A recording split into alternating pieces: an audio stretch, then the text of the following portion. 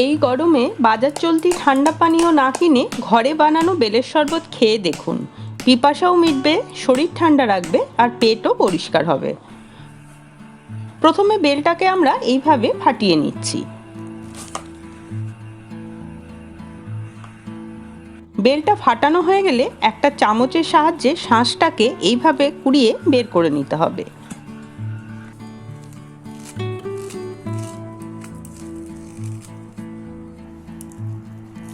এবার শাঁসটাকে হাতের সাহায্যে ভালো করে চটকে নেব আর ভেতরে যে বীজগুলো থাকে সেগুলো বের করে নেব।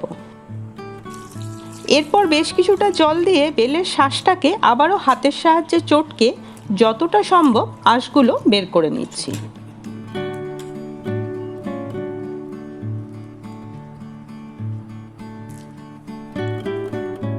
এবার এটাকে আমরা আবারও একটা ছাঁকনির সাহায্যে ছেঁকে নেব।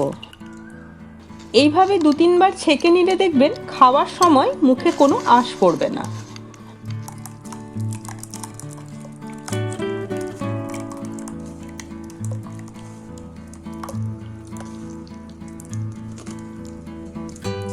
একবার এইভাবে বেলের পাল্পটা বানিয়ে নিলে আপনারা এটাকে ফ্রিজে 7 দিন পর্যন্ত রেখে খেতে পারবেন। এখানে আমরা 3 রকমভাবে বেলের শরবত বানানো শিখে নেব। প্রথমে গ্লাসের মধ্যে বেলের পাল্প দিয়ে আপনারা স্বাদমতো চিনি বা চিনির গুঁড়ো দিয়ে দেবেন। এবার প্রথম গ্লাসে দিয়ে দিচ্ছি কিছুটা পরিমাণ দুধ, দ্বিতীয় গ্লাসে দিয়ে দিচ্ছি হাফ কাপ টক দই, তৃতীয় গ্লাসের শরবতটা আমরা শুধু জল দিয়ে বানিয়ে নেব।